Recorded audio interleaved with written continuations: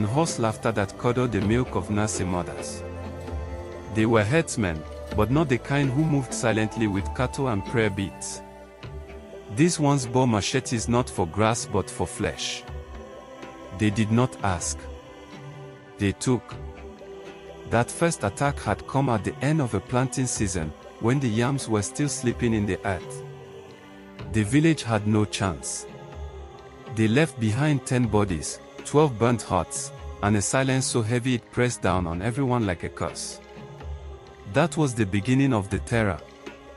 The herdsmen returned twice more, each time demanding more food, more livestock, more ground to graze their beasts.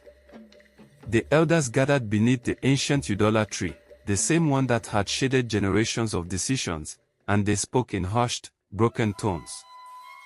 The land was failing, the gods were silent, and the people were beginning to scatter like dry kernels in the wind. It was on the 7th market day after the last raid that the high priestess, Mama Ifego, emerged from the shrine with her body covered in white chalk and her eyes clouded with something deeper than age. She called for the drum of verdict. It had not been sounded since the death of her predecessor, the great Dibiana Miwo, who was said to have parted the rain clouds with a single chant. The sound of that drum echoed into the hills and down to the river's edge, calling all to the village square. They gathered, young, old, crippled, strong, grieving. Even those who had fled into the bush returned, drawn by something older than fear. Mama Ifego stood at the center, staff in hand, and when she spoke, her voice was not hers alone. The gods have spoken. The mamas rippled like the surface of a disturbed stream.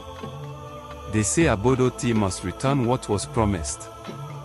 The pact has been broken. The spirit of the hills has grown hungry.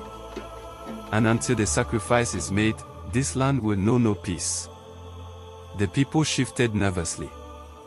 The children clutched their mothers' wrappers. A man in the front fell to his knees and muttered prayers beneath his breath. Then she said the words none had expected. It must be a maiden. Pure. Marked by faith. One whose soul carries the blood of the ancestors. One chosen not by men, but by the deity itself.